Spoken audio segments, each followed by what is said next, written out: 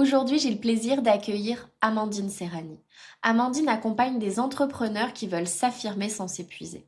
Elle a développé une approche à la fois profonde et très concrète pour aider ses clients à poser un cadre clair, à dépasser le perfectionnisme et à construire un business aligné et fidèle à qui ils sont vraiment. Développer son business et accompagner à la croissance, c'est clairement ses terrains de jeu. Elle est aussi une voix, un podcast, Business et Dolce Vita, où elle explore une autre façon d'entreprendre, à la fois ambitieuse, structurée, mais sans renoncer ni au plaisir ni à la douceur de vivre. Ce qui m'a particulièrement marqué chez elle, c'est la façon dont elle a quitté un modèle professionnel qui ne lui ressemblait plus pour créer une autre manière d'entreprendre, à la fois plus humaine, plus simple et plus juste. Dans cet épisode, elle va nous parler du courage de changer de voie, de leadership sans masque et de ce que ça veut vraiment dire oser se choisir, même quand ce n'est pas toujours facile et malgré les embûches.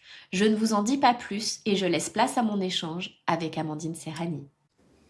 Bonjour Amandine, je suis ravie de t'accueillir dans ce podcast. Après avoir fait ton introduction, est-ce que tu veux bien te présenter à présent avec tes propres mots? Avec grand plaisir. Merci déjà pour l'invitation. Très contente d'être là. Donc, Amandine, spécialisée en scaling. Donc, le scaling, c'est vraiment comment accélérer la croissance de son business.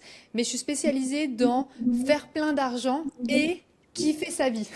Parce qu'en règle générale, c'est vrai que quand on a le moteur d'être très ambitieux, on a envie de se placer comme la référence, tout ça, on se perd un petit peu. Ça commence à manquer de sens. On commence à s'épuiser aussi souvent. Donc, j'ai vraiment toute ma philosophie et toute mon approche. C'est aussi pour ça que j'ai appelé mon podcast Business et Dolce Vita. On va scaler. Donc, j'aide mes clients à passer à, ça dépend des objectifs, mais entre 10 000, 20 000, 30 000 et 50 000 euros par mois et plus aussi, mais en retrouvant son temps et sa liberté. Donc, éviter le hustle, donc c'est le travail acharné, parce que je sais qu'il y a beaucoup de gens qui tombent dedans, qui se disent que c'est la seule solution pour réussir, et j'ai envie justement de leur dire que non, on peut travailler moins mais mieux. Eh ben écoute, on a la même philosophie de vie, donc je pense que c'est pour ça qu'on est là aujourd'hui. Si on revient en arrière, comment tu te décrirais en tant que petite fille? Quelles étaient tes qualités que tu retrouves aujourd'hui dans ta vie de femme? J'adore cette question parce que c'est vrai que c'est l'origin story, c'est comment tout a commencé. Alors, petite fille, je me suis toujours sentie complètement à côté de la plaque, c'est-à-dire que j'étais toujours trop, c'est-à-dire que j'étais trop grande, trop blonde, trop mince, trop solaire, trop pleine de vie. Enfin, il y avait toujours ce trop. Et c'est vrai que même à l'école, les profs disaient à mes parents, écoutez, votre fille, elle a du caractère, elle est là. On aimerait bien qu'elle se calme un peu, surtout que je viens d'une époque où on comprenait pas trop encore. Maintenant, être un peu hyperactif, tout ça, on a des solutions pour ça, mais à l'époque, pas trop, on comprenait pas. Et donc, j'ai dû modifier vraiment mon identité très jeune pour fit, donc vraiment pour pouvoir être inclus, parce que je voyais bien que j'étais rejetée, j'étais un petit peu le petit canard, on va dire, et j'ai souffert de ça. Vraiment, ça a été très dur pour moi de pas comprendre en fait pourquoi je suis toujours trop, pourquoi est-ce on veut pas m'intégrer. Et donc j'ai compris très rapidement qu'il fallait que je sois moins. Donc j'ai commencé à m'habiller, on va dire, un peu plus large. J'ai essayé de fit en fait dans la société pour être acceptée et immédiatement ça a marché. J'ai été d'un coup avec les cool kids comme on dit, donc c'est un petit peu d'un coup où j'étais acceptée dans les bandes, où j'ai pu quand même un peu me développer avec d'autres personnes. Mais c'est vrai que ça a fait que du coup j'ai un peu éteint ma lumière pendant assez longtemps.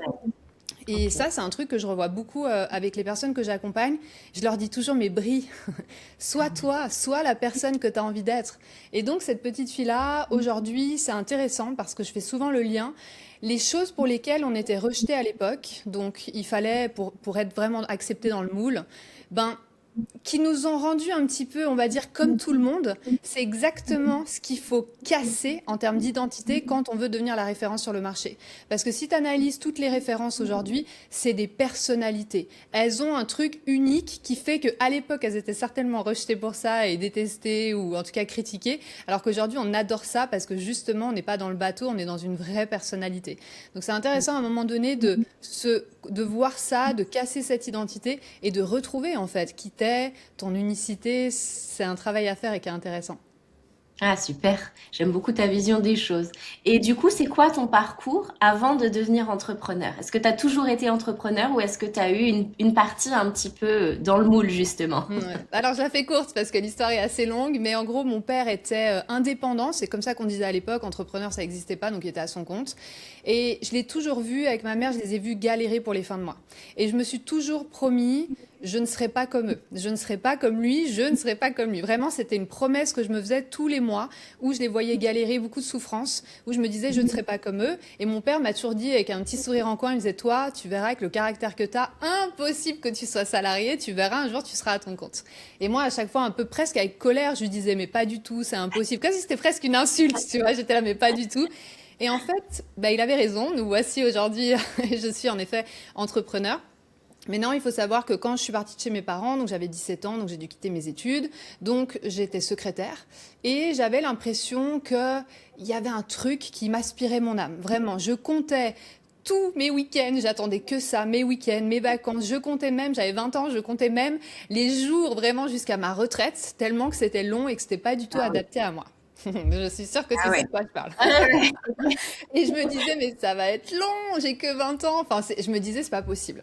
Et donc, ma mère a beaucoup de caractère aussi. Elle est corse, hein, donc beaucoup de caractère. Et elle m'a toujours bassinée pour que je reprenne mes études. Reprends tes études, t'as toujours voulu être avocate, vas-y, va jusqu'au bout. Et jusqu'au jour où je me suis dit, bon, vas-y, elle a raison, ça matche pas avec moi, je veux faire quelque chose qui a plus de sens, où j'impacte vraiment la vie des gens. Et c'est vrai, on n'a qu'une vie, il faut y aller. Donc, j'ai repris mes études, 10 ans de droit où ça a été très très long, mais c'était incroyable parce que du coup j'ai appris une méthodologie. Et tu vois, je reviens à l'enfance, comme on en parlait tout à l'heure. C'est vrai que tous les profs ont toujours dit à mes parents, mais laissez tomber votre fille, elle ira nulle part, quoi. Et ça, c'est Ah un ouais. truc que du coup je l'ai intégré. Je me suis dit, bah ils ont raison, sinon les adultes ils diraient pas ça, surtout que c'est des adultes en qui j'avais confiance, tout ça. Donc j'ai intégré que j'étais quelqu'un qui, ouais, j'irai nulle part, donc laisse tomber. Et à un moment donné, je me suis dit, bah non, en fait, je vais pas laisser les autres dire la vie que je dois avoir. Donc, j'ai repris mes études. Et là, 10 ans, comme je te disais. Et pendant que j'étais, donc, pendant mes études, j'ai toujours bossé. Et donc, j'étais juriste dans une étude d'avocat. Et mon boss m'avait même proposé de passer associé. Faut savoir que Waouh. c'était, ouais, l'opportunité de ma vie, vraiment. C'est Parce que clair. normalement, associé, c'est compliqué. Le Graal. C'est ça, et ouais, puis c'est ça que je voulais. En plus, je voulais être associée, je voulais être indépendante. Donc, bah, j'ai arrêté. Je lui ai dit comme quoi j'adorais bosser avec lui. Vraiment, c'était incroyable. Mais j'ai rencontré Micha. Donc, Micha, c'est mon partenaire de vie et c'est mon associé aussi. Ça fait 11 ans qu'on est ensemble. Et en gros, il m'a donné, parce que lui, il était indépendant. Il avait justement, il faisait de la photo, de la vidéo. Et il est tombé dans le marketing. Et il arrêtait pas de me parler de son marketing. Et moi, j'étais étudiante en droit. Et j'étais là en train de bosser mes cours. Et vraiment, c'était dur. C'était très dur. Et je J'imagine. voulais rester focus sur mon droit, quoi. J'étais là, non, mais me parle pas de ton truc de marketing, c'est trop intéressant. Je veux pas savoir. Et en gros, c'est un peu lui qui m'a fait tomber là-dedans, où je me suis pris d'une passion pour tout ce qui est marketing, stratégie, réseaux sociaux. J'ai commencé à poster sur les réseaux aussi. Et donc, on a monté l'agence pendant mes études, donc c'est vers la fin de mes études. Puis après, voilà, je me suis pris d'une passion et donc j'ai quitté cette carrière toute tracée. Évidemment, mes proches m'ont dit, mais t'es folle, t'as fait tout ça pour rien?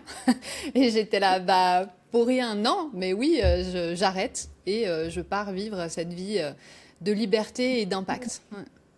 Et quelles étaient tes peurs à ce moment-là? Parce que j'imagine que toi qui as rejeté l'entrepreneuriat, Ouais, c'est ça. finalement de dire bah j'arrête le droit et je me plonge dans l'entrepreneuriat, quelque part, j'imagine que tu as eu un conflit ou quelque chose Ah que tu as ouais, dû apprivoiser. Comment ah ça s'est ouais. passé? Ouais, c'était très dur parce que j'avais toujours voulu être avocate, toujours. Je voulais vraiment aider je voulais me spécialiser dans le droit des victimes, donc le droit de la femme, le droit de l'enfant, les aider, toutes ces personnes qui souffrent vraiment. Je voulais vraiment avoir cet impact-là. Et j'avais ça depuis toute une vie. Et c'est vrai que 10 ans quand même d'études où j'étais pas chez mes parents, donc j'ai dû travailler. Il y avait toutes les factures, il y avait les loyers, tout le stress d'un adulte, j'ai envie de dire, avec des études où normalement tu es un peu chez tes parents, donc c'est plus simple. Et que c'est vrai que quand d'un coup j'ai compris que c'était pas pour moi. En fait, c'est vraiment le format du salariat. J'ai compris ça. J'ai compris que c'était moi être enfermée dans un bureau H24 avec mon patron qui rigole, mais quand je pars à 18 heures, il me dit "Ah Amandine, vous prenez votre après-midi?" Et je suis là "Bah non, c'est 18 heures." Puis en Suisse, on a vraiment ce côté très carrière et il fallait rester là toutes mes soirées, tous mes week-ends. Enfin, il m'a dit pendant 5 ans, oubliez, vous avez plus de vie pour passer associé. Et j'étais là, est-ce que c'est vraiment ça que j'ai envie de faire de ma vie? J'ai pas peur de bosser, au contraire, je suis vraiment une bosseuse. Mais j'étais là, ok, il y a un truc qui colle pas. De nouveau, un désalignement. C'est hyper important que ce soit aligné à Mhm. soi, parce qu'on n'a qu'une vie et c'est important pour moi justement d'aller au bout de cette vie-là. Et j'étais là, ok, il y a un truc qui joue pas. Donc ouais, ça a été très dur pour moi déjà parce que j'écoutais les conseils de personnes qui étaient proches de moi. Et ça, c'est un truc que j'aimerais dire qui est super important, qui moi a changé ma vie et aussi je le dis tout le temps à mes clients. C'est n'écoutez jamais des conseils de personnes qui sont pas là où vous voulez être. Parce que Ouais, c'est si vrai. vous êtes entrepreneur, mais que vous écoutez des salariés, même si c'est votre maman, votre chérie, enfin, ils sont pas là où vous voulez être. Donc vous allez prendre des conseils de personnes qui, en fait, elles ont leurs propres limitations, c'est normal.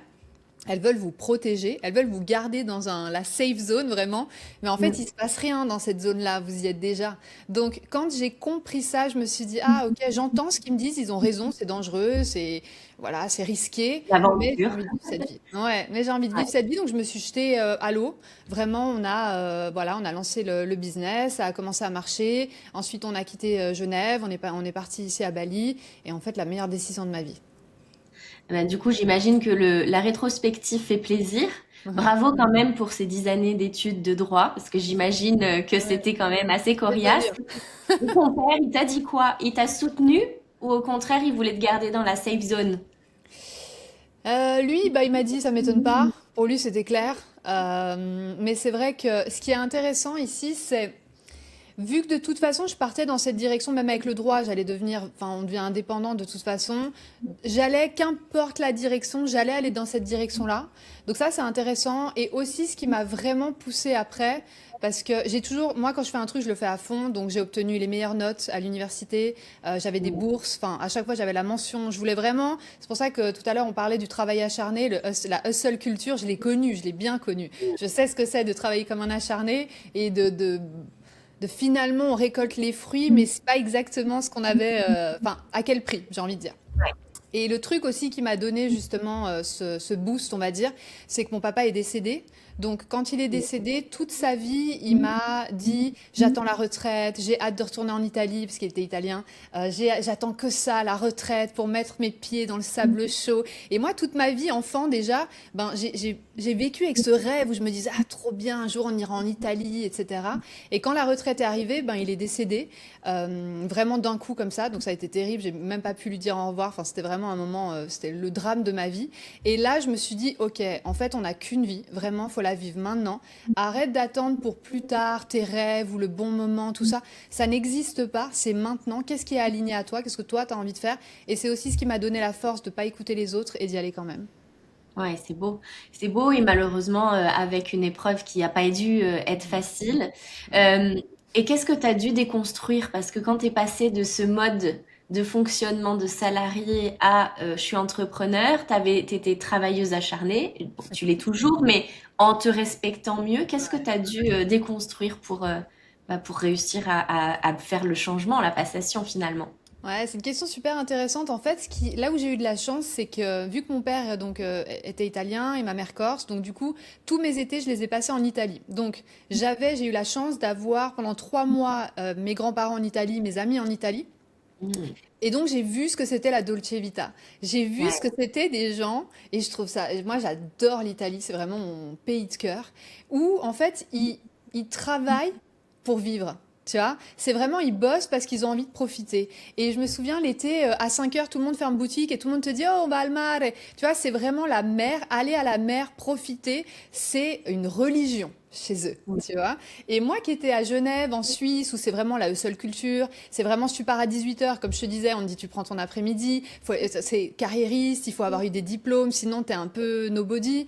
Ben, en fait, j'ai eu les deux. J'ai eu vraiment ce mindset suisse que j'ai pendant longtemps, donc justement quand je disais comme quoi j'étais travail acharné, c'était le suisse.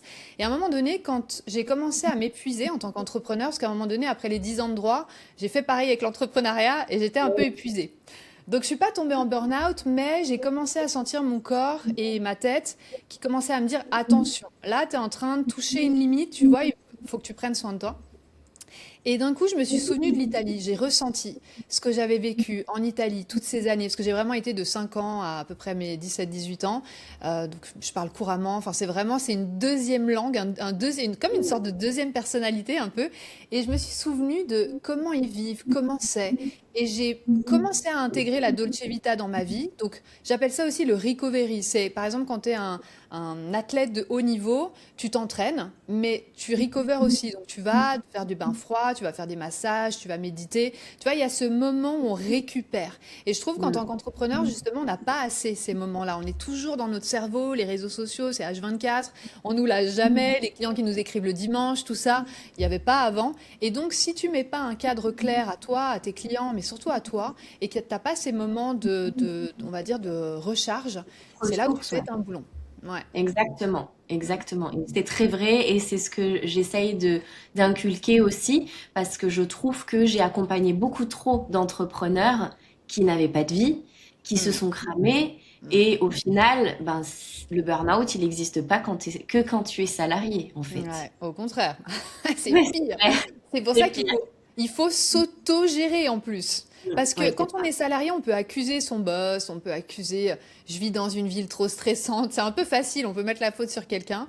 Tandis que là, c'est toi en fait. C'est toi. Moi, je me suis rendu compte que j'étais pire que mes anciens boss. Pourtant, j'ai toujours bossé dans des lieux quand même vraiment high level où on attend de toi un professionnalisme, même très jeune. C'était vraiment tout de suite dans des études d'avocat, dans des fiduciaires, toujours très très haut.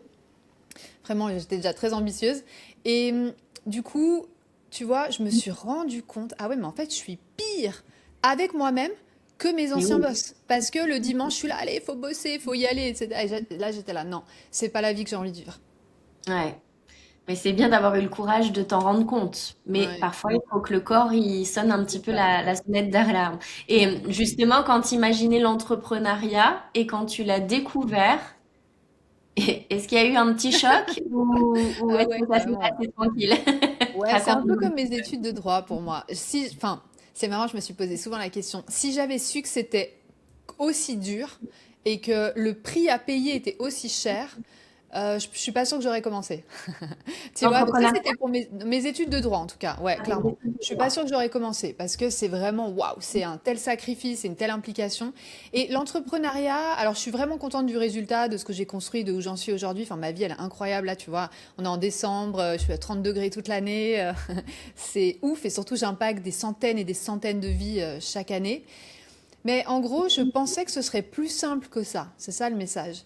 Et ça, c'est une erreur qu'on voit. Je vois beaucoup de personnes qui me contactent et qui me disent: Ah, Amandine, je comprends pas. J'ai posté une fois sur les réseaux, puis bah, il y a personne qui commente, il y a personne qui achète.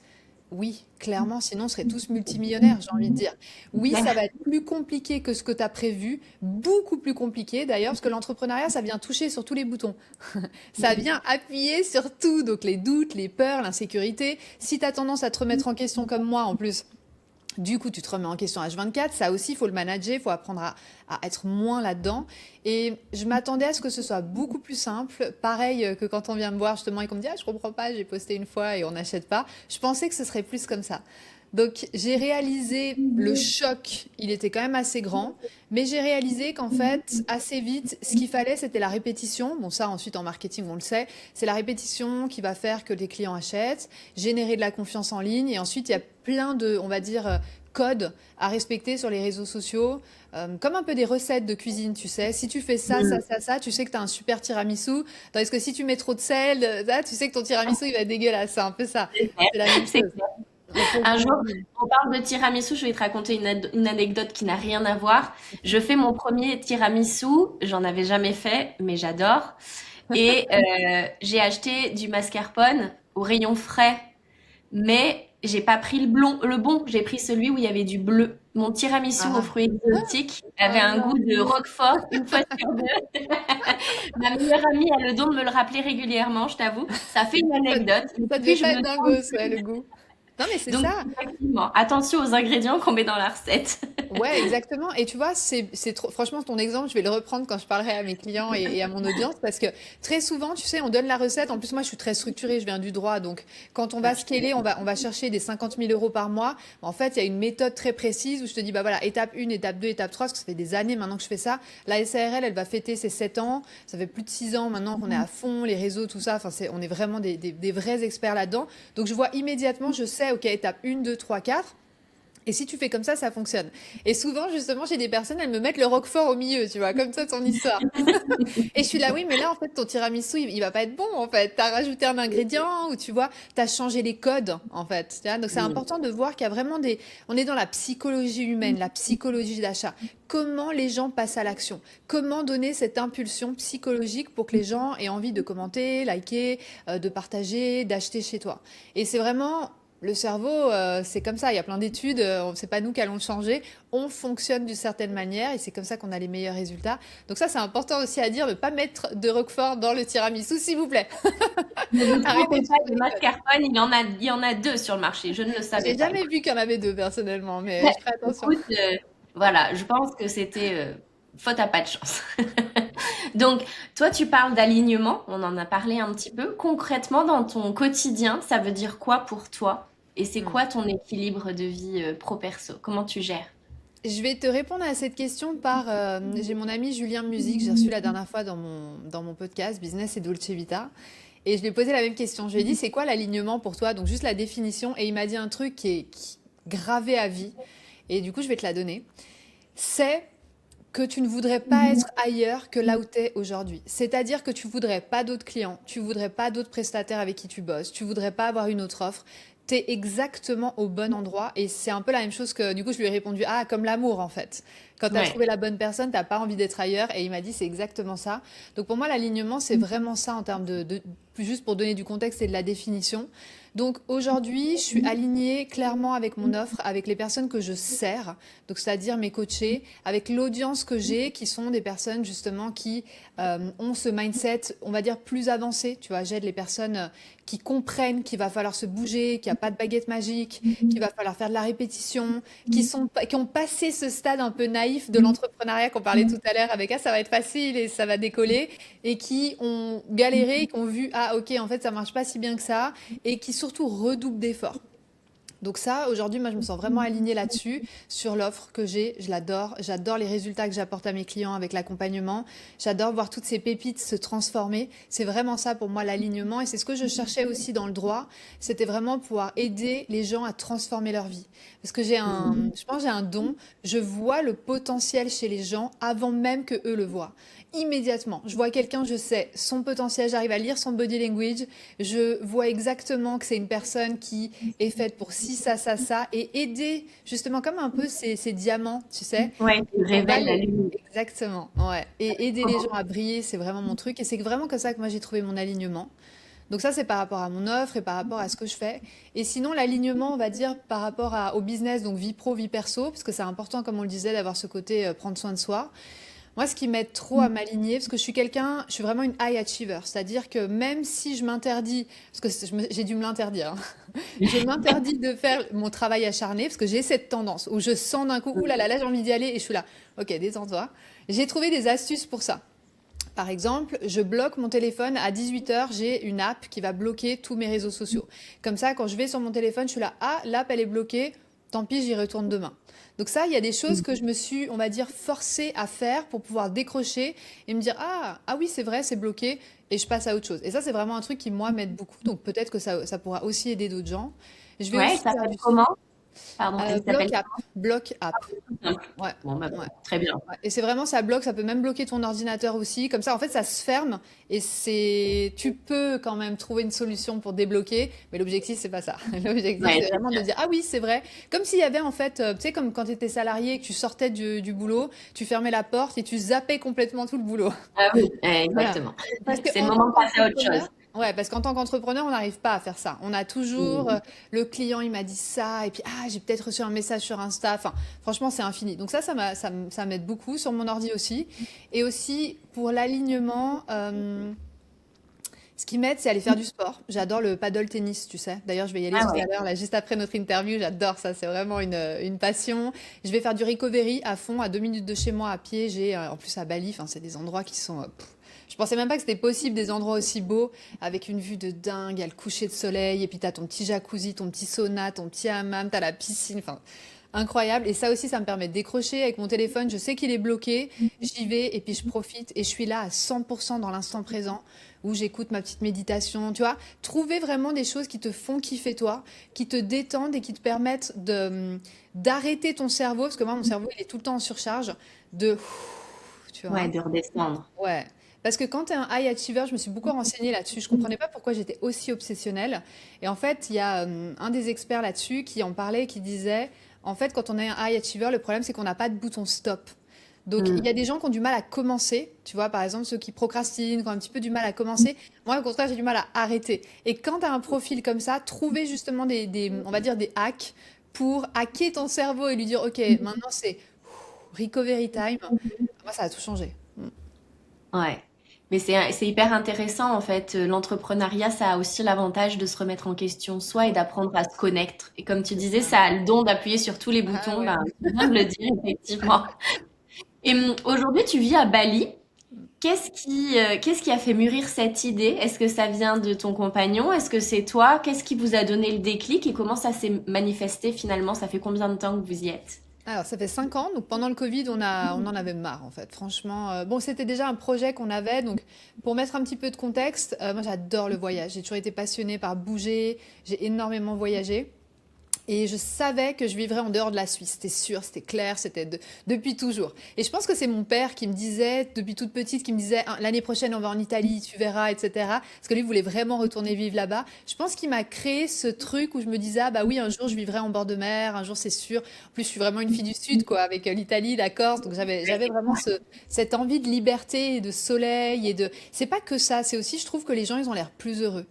Moi, quand je vois à Bali, les gens, tu sais, c'est les vacanciers, quoi. Ils sont beaux, ils sont bronzés, ils sont heureux. Contrairement à Genève, où je trouvais que quand je rentrais de vacances, justement, parce qu'on a beaucoup été à Bali, je fais le lien après avec ta question, où j'arrivais à Genève et je voyais les gens, ils tiraient la gueule, ils étaient stressés. J'étais là, non.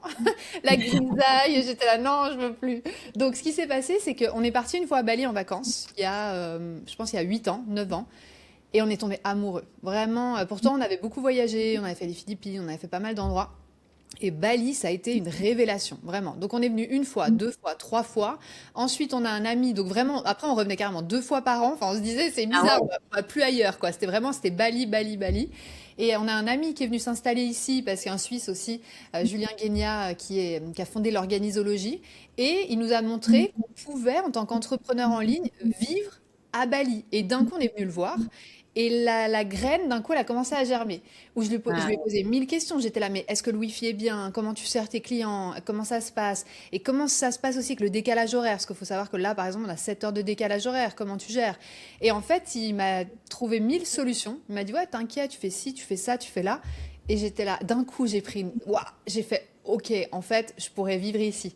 Parce que nous, on vient quand même d'une époque où pour vivre à l'étranger, ça se faisait pas trop. Moi, je me souviens quand j'étais ado, je voulais absolument partir. C'était soit t'allais dans un bar, tu travaillais dans un bar en Australie, soit t'étais fille ouais. au père. Exact, c'est vrai. Alors, il n'y C'est avait vrai. pas, il y avait pas d'autre moyen, quoi. Donc, quand d'un coup, je me suis pris ça, je me suis dit, ah, ok, en fait, je pourrais vivre là. Ben, du coup, on est venu ici pendant 2 mois, on a testé. Donc, ça, c'est sur plusieurs années, hein. On a Ouais. testé, on a vu que le Wi-Fi fonctionnait très bien. On a vu que les prix, ben, c'était correct. On a vu qu'il y avait plein d'entrepreneurs hyper intéressants. Des gens, en plus, qui ont vraiment réussi, mais pas que réussi en chiffres, mais que ça fait des années qu'ils ont leur entreprise, qui, du coup, quand tu discutes avec eux, c'est intéressant. Il y a des chiffres de mindset. Enfin, on peut échanger. Moi, c'est ça que j'adore aussi, quand on échange un peu nos connaissances pour pouvoir brainstormer et aller plus loin. Et là, voilà, on a testé pendant 2 mois. On est rentré en Suisse pour faire Noël et Nouvel An avec la famille. Et après, Covid.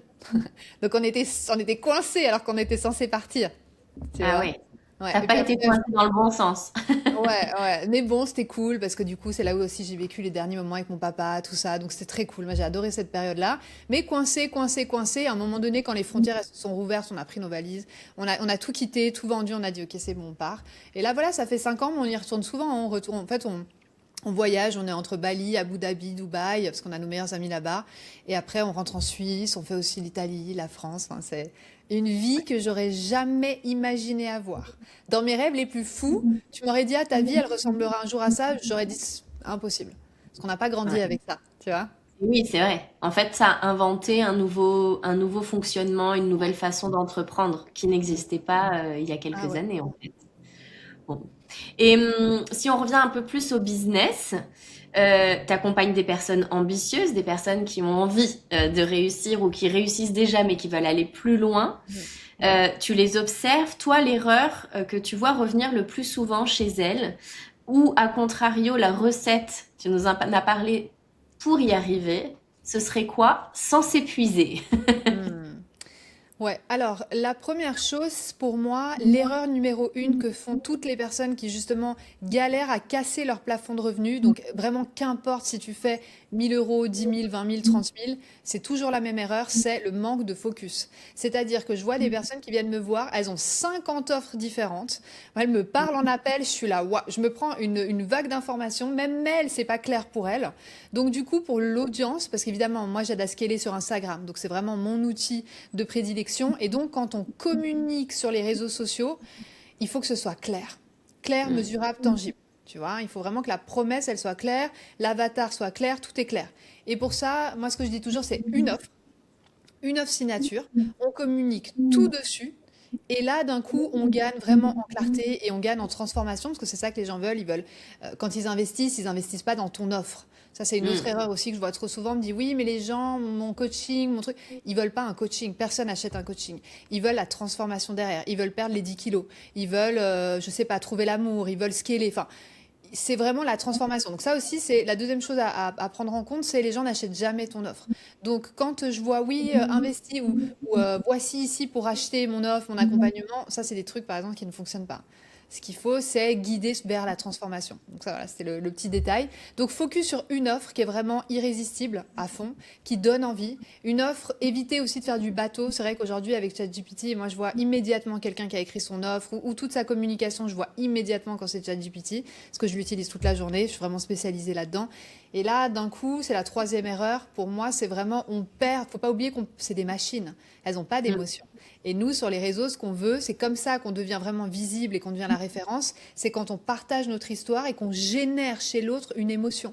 Et à utiliser ChatGPT, c'est bien, moi j'utilise tous les jours ChatGPT, mais de la mauvaise manière, tu casses cette émotion Ça et peut les gens, quand devenir un ils lisent, piège. Ouais. ouais, ils lisent et ils ressentent rien, tu vois. Donc ça, Ouais. hyper important. Donc en gros, ce qu'il faut faire pour pas s'épuiser justement, c'est avoir une offre, communiquer dessus. Hyper important, avoir quelque chose qui est très clair. Parce que si tu as 15 offres, en fait, tu sais pas, tu as une charge mentale. Tu sais pas sur laquelle communiquer en premier. Donc du coup, ta création de contenu, elle est plus complexe. En fait, tout est plus complexe du moment où tu as plusieurs offres. Donc une offre, un avatar précis, une transformation précise. Ensuite, créer du contenu de façon simple. Parce que je vois des personnes, elles me disent, oui, Amandine, j'ai passé 8 heures sur mon carrousel. Et je suis là, ok, bah ça, on arrête tout de suite, en fait. Enfin, C'est clair. là, on Là, arrête, ça n'a aucun impact.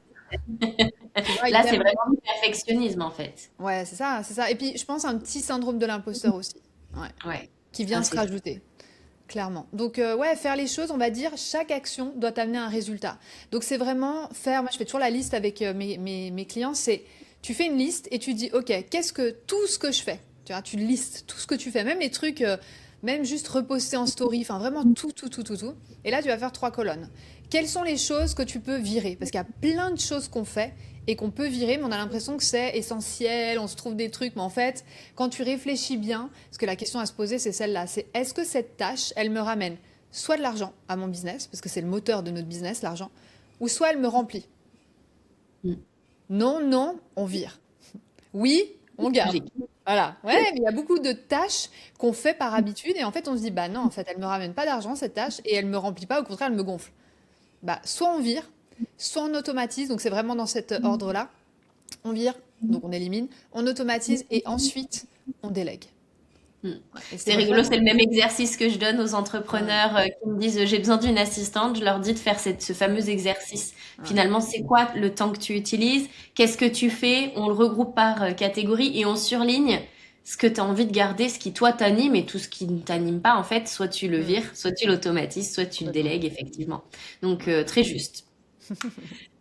Si on regarde un petit peu devant toi, tu as envie d'ouvrir ton année 2026 comment? C'est quoi tes Ah, projets? 2026, ça va être une super année, je sens. Déjà, 2025 a été extraordinaire.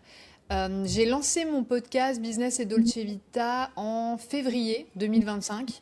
En un mois, j'avais déjà toutes les têtes d'affiche. J'avais Caroline Mignot, j'avais Oussama Hamar. Et vraiment, c'était incroyable ce qui m'est arrivé vraiment cette année, alors que je les connaissais pas. Enfin, moi je les connaissais, mais eux ils me connaissaient pas. Et j'ai même été à Dubaï, j'ai rencontré toutes ces personnes, on est devenus même amis. Enfin, incroyable vraiment ce qui s'est passé.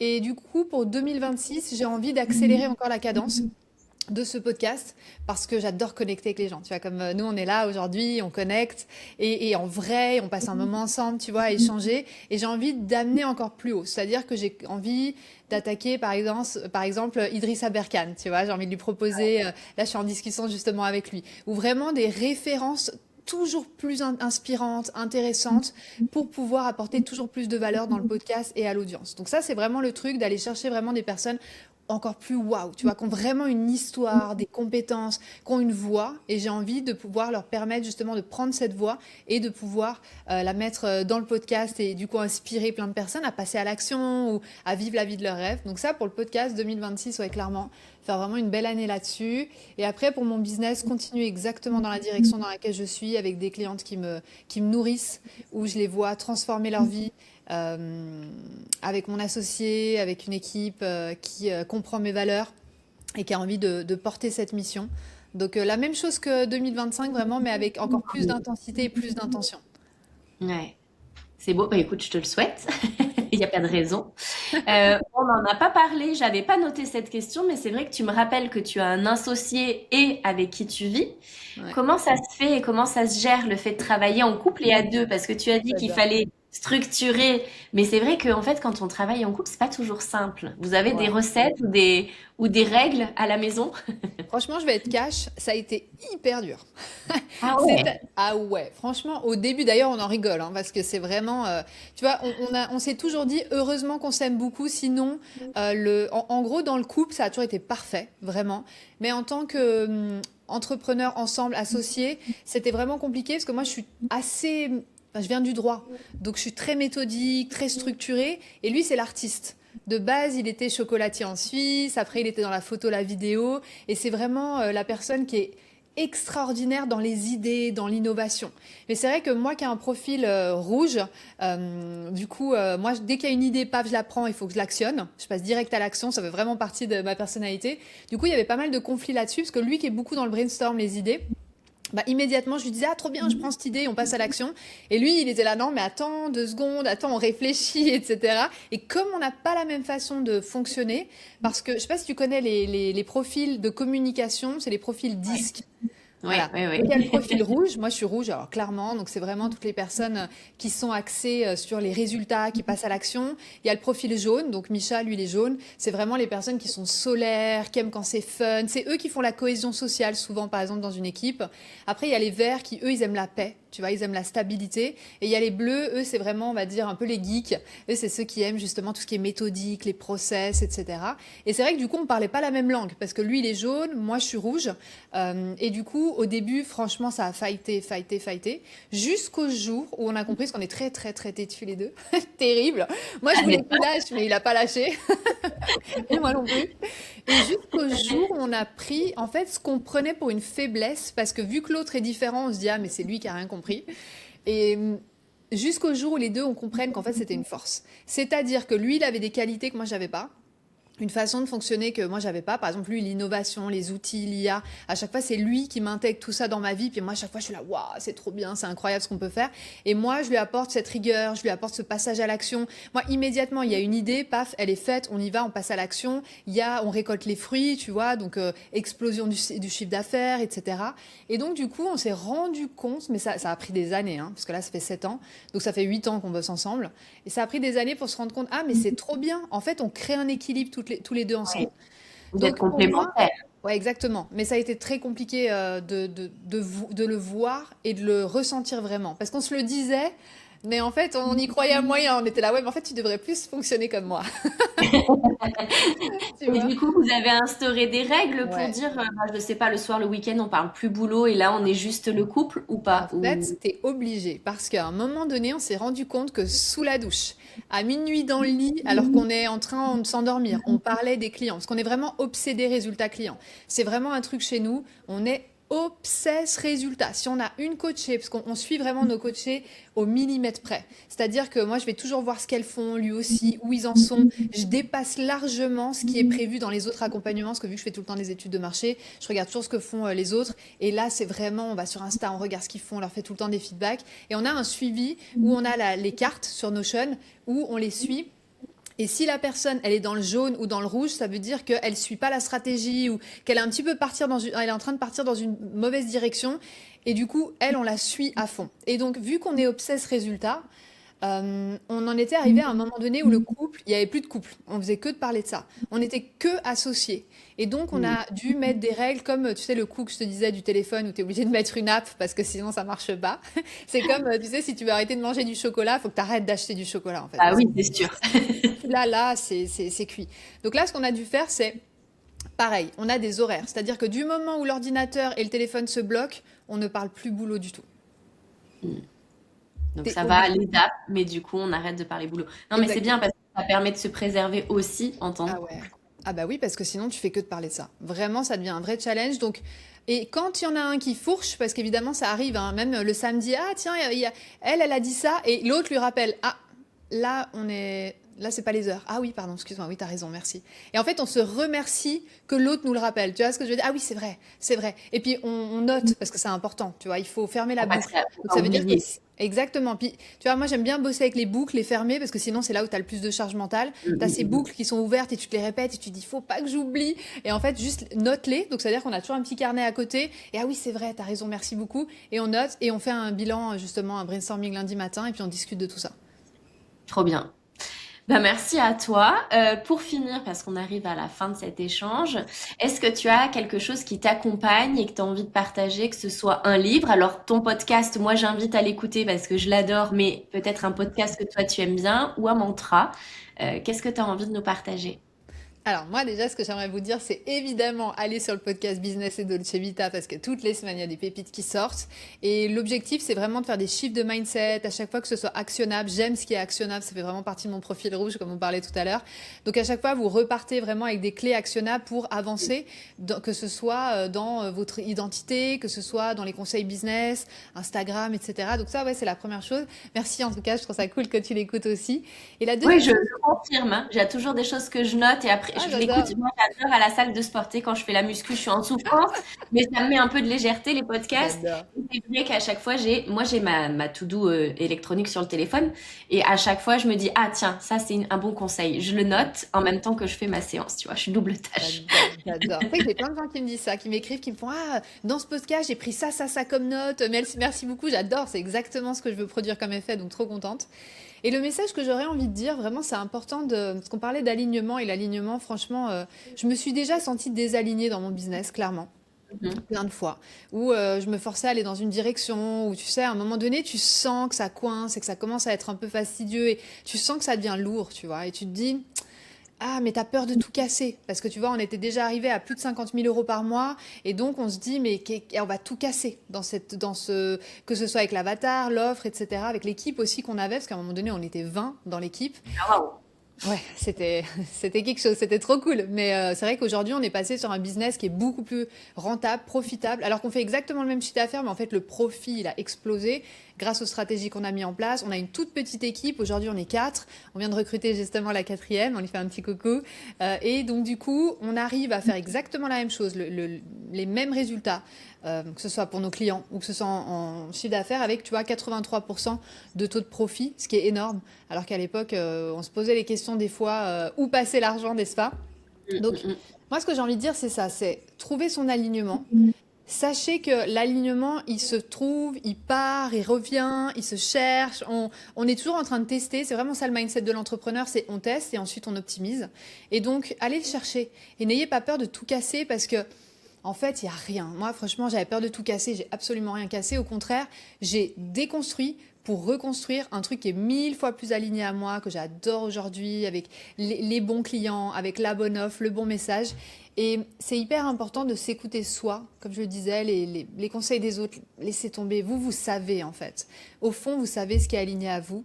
Et croyez en vous, parce que très souvent, moi je vois les personnes, comme je te disais, j'ai vraiment ce don de voir le potentiel chez les gens, avant même que eux le voient. Et en fait, vous avez vraiment tous et toutes un potentiel inexploité.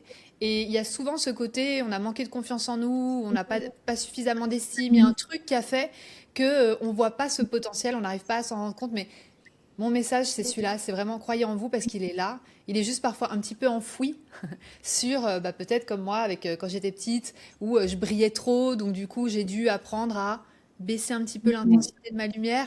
Et donc soyez vous, vivez pour vous, on n'a qu'une vie, la vie elle est courte, en plus elle passe super vite. Donc cherchez cet alignement, regardez ce qui vous parle, on s'en fout des autres, c'est C'est important. clair. N'ayez pas peur de déconstruire pour reconstruire Mm. et passer à l'action en fait, parce que c'est vrai que c'est dans l'action et en sortant de votre zone de confort qu'il y a toutes les choses extraordinaires qui arrivent.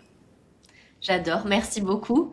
Merci à On toi. n'a pas parlé de l'audace, c'est le nom de Ouais. mon podcast. Être audacieuse, pour toi, ça veut dire quoi? Ah, j'adore. Moi, l'audace, c'est mon deuxième prénom. J'adore. L'audace, pour moi, c'est vraiment ce côté, j'ai peur, mais j'y vais quand même. Moi, c'est vraiment mon mantra. C'est-à-dire que bien sûr qu'il y a des choses qui me font peur tous les jours. Je me dis, ah, cette décision, elle me fait peur, elle me met des doutes. Est-ce que c'est vraiment aligné? Mais en fait, c'est y aller quand même. Même quand on a peur, même quand on a les doutes, et surtout quand on n'a pas toutes les informations, parce que souvent, on se dit, on a du mal à prendre une décision parce qu'on se dit, ah, mais là, j'ai pas toutes les infos. Mais en fait, tu n'auras jamais toutes les infos. Du moment où tu as toute l'info, c'est limite, c'est trop tard. Donc, pour moi, l'audace, c'est avoir 51% de la réponse des informations et passer à l'action quand même, et dire oui ou non immédiatement. Et c'est vraiment comme ça qu'on avance beaucoup plus vite, qu'on devient encore plus audacieux, toujours plus audacieux. Et pour moi, l'audace, c'est construire profondément la vie de ses rêves, avoir des rêves, des objectifs, vivre avec intention et y aller malgré les peurs, malgré les blocages, malgré l'inconfort. Tout le monde me dit, ouais, mais toi, Amandine, ça a l'air de rouler pour toi. Face caméra, t'as l'air trop bien. Moi, face caméra, je suis pas du tout à l'aise, hein. C'est juste que à chaque fois, je me dis, ouais, inconfort, c'est pas grave, j'y vais. J'y vais. Ouais, En fait, pour moi, c'est un muscle, tu vois. C'est vraiment, ouais, ouais, ça mais se muscle. exactement, je veux être cette personne audacieuse qui passe à l'action, qui y va, qui, oui, fait du face caméra parce que c'est ce que j'ai envie d'apporter aussi à travers mon contenu, à travers la valeur et y aller quand même, même quand il y a les doutes et qu'il y a tout qui nous crie non et j'ai les gens qui nous disent non et nous on est là. Si, moi je sais On y et j'ai va envie quand d'y même. aller. Ouais, Il y a l'image de dire, t'as envie de quoi? T'as envie d'être qui dans quelques années? Agis comme si tu l'étais déjà. ouais, En fait, complètement. c'est ça ce que tu dis. En Ouais. fait, même si c'est inconfortable, on y va quand même, quoi. Ouais, abaisser, inconfortable et ce le sera toujours, hein. Ça, c'est clair. Tout ce qu'on fait. Tout ce qui est en fait en dehors de notre zone de confort. Parce que là, la safe zone, tu l'as déjà vu, elle est là, c'est ce que tu vis tous les jours, tu vois. Toi, ce que tu veux, c'est les choses en dehors. Tu veux peut-être, je sais pas, gagner plus, ou tu veux te sentir mieux dans ton corps, ou trouver l'amour, ou j'en sais rien. Donc, est égal à sortir de sa zone de confort et faire des choses extraordinaires pour avoir une vie extraordinaire. Exactement. J'adore ce podcast qui permet pour moi, commencer la journée en beauté, en se rappelant de tout ce qu'il y a à faire, etc. Moi, en plus, c'est le week-end, donc du coup, je vais kiffer ma vie aussi. Trop bien, trop bien. Tu vas être là en parasite, mais en bon parasite, tu vois. C'est J'adore. du boulot, mais c'est pas trop. Trop cool. Tu vas réfléchir à tout ça, tu vas dire, ah ouais, ça c'était Ah bien, ouais, ça c'est c'était vrai, bien pour tes prochains podcasts. Trop bien. exactement. Est-ce qu'il y a quelque chose qu'on n'a pas abordé que tu aimerais rajouter? Je voulais te demander, toi, comment ça va se passer, toi, pour 2026? C'est quoi un petit peu justement la suite? Dis-nous tout. Eh ben pour moi, c'est un peu comme toi pour le podcast. J'ai kiffé un peu égoïstement en me disant j'interviewe des profils complètement différents, mais avec cet œil de voir les personnes, quels ont été leurs chemins de vie, qu'est-ce qui leur a donné l'envie de, et puis voir qu'en fait on est tous différents, mais avec tous une passion, tu vois. Et en fait j'adore ça, ça me fait vibrer. Donc c'est vraiment du pur plaisir pour moi, donc j'ai envie de continuer ça. J'ai l'événement des audacieuses, donc pour les femmes entrepreneurs qui se réitèrent et je suis trop contente parce que donc du coup l'organisation est en train de se boucler pour juin l'année prochaine. Tu vois, j'ai tout Cool. mon organisation qui est faite et j'ai En trop hâte présentiel, du alors coup. en présentiel dans la Génial. Drôme. Mm. Et concernant mon job, donc du coup, moi, je forme des femmes à devenir assistantes indépendantes, assistantes digitales. Je croise très fort les doigts parce que j'ai déposé un dossier pour créer un certificat officiel. Donc, je Cool. croise les doigts pour avoir cette fameuse reconnaissance d'État.